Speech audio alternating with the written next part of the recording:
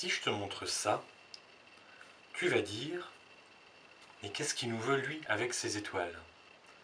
Alors les étoiles, c'est ce dont on va parler. Et ces étoiles en particulier, c'est les Pléiades, celles dont on va parler aujourd'hui.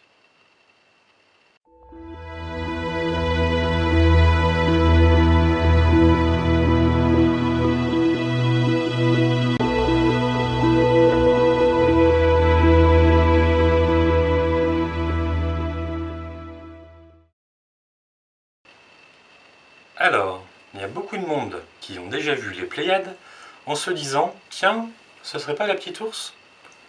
Mais non, la petite ours n'a rien à voir avec les Pléiades, voilà, je le prouve, et les Pléiades n'ont rien à voir avec la petite ours. Alors ok, elles ont une forme de casserole toutes les deux. Et si en plus on rajoute la grande ours dans le truc, en effet on arrive à 3 casseroles à distinguer dans le ciel. On pourrait limite se demander, mais vraiment, on pourrait limite se demander si les Grecs ne pensaient pas qu'à bouffer quand ils ont commencé à pondre des constellations un peu partout. Au moment où cette vidéo est tournée, nous sommes début décembre. Dès la nuit tombée, vous pourrez distinguer très facilement les Pléiades au-dessus de l'horizon est. Les Pléiades, d'ailleurs, font partie de la constellation du Taureau, qui est une constellation du zodiaque. Et nous reviendrons, avec beaucoup plus de précision, sur le zodiaque une prochaine fois. Le mois de décembre est la période privilégiée pour observer la course des Pléiades dans le ciel. À la tombée de la nuit, vous pourrez distinguer les Pléiades au-dessus de l'horizon est. À minuit, elles seront presque au plus haut dans le ciel, elles indiqueront le sud. Quant au petit matin, donc le lendemain matin à 6h30, vous pourrez voir les Pléiades se coucher sur l'horizon ouest aux environs de 6h30. À titre de comparaison, au mois de mars, quand le soleil se couche beaucoup plus tard qu'au mois de décembre, les Pléiades seront très haut dans le ciel dès la tombée de la nuit, en indiquant le sud, et elles se coucheront aux environs de minuit, sur l'horizon ouest toujours. Les Pléiades sont un amas ouvert, référencé par Charles Messier sous le nom M45 dans la seconde moitié du XVIIIe siècle. Nous reviendrons très prochainement sur Charles Messier, sur son catalogue et sur la diversité des amas ouverts que l'on peut observer à l'œil nu dans le ciel. Vous pouvez en avoir déjà un petit aperçu ici. Il est difficile de distinguer l'astronomie de la mythologie gréco-romaine. Ainsi, les Pléiades sont 7 sœurs, toutes filles de Atlas et de Pléioné. Et moi je vous mets leur nom ici. Hop, on va faire une toute petite aparté de quelques petites secondes, parce que c'était pas forcément clair.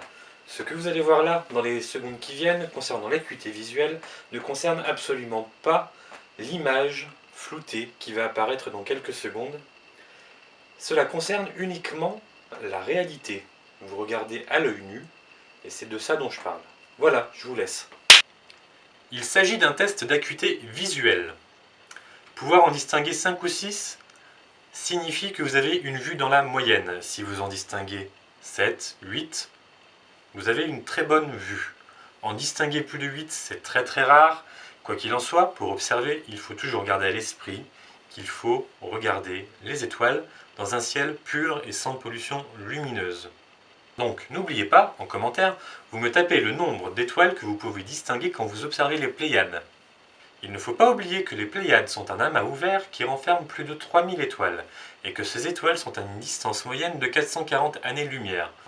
Alors pour vous donner un petit indicateur, la lumière émise par les étoiles situées dans les Pléiades a été émise aux environs de 1575.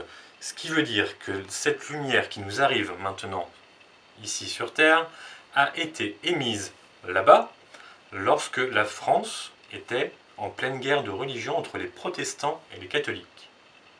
Dernière chose, lorsque vous regardez les Pléiades en photo, vous pouvez remarquer qu'il y a une sorte de nuage de gaz bleuté, bleu très prononcé, autour de cet amas.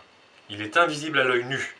Il représente un nuage d'oxygène et il faut nécessairement avoir un appareil photo pour pouvoir le distinguer. Finalement, on repasse ici pour la conclusion, parce que celle que j'avais faite tout à l'heure, elle ne me plaisait pas du tout, et le style de ce que j'ai fait tout à l'heure, de la vidéo que j'ai faite, ne me plaît pas forcément.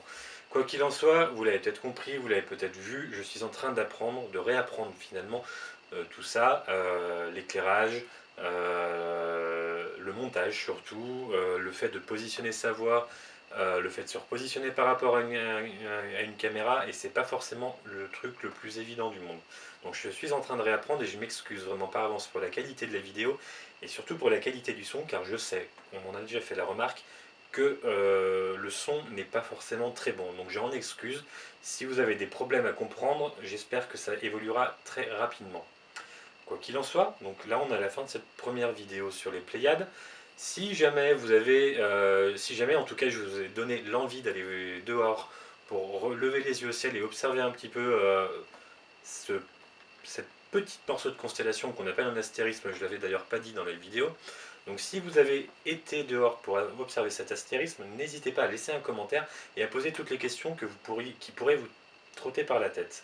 Ça me ferait vachement plaisir de voir des retours déjà.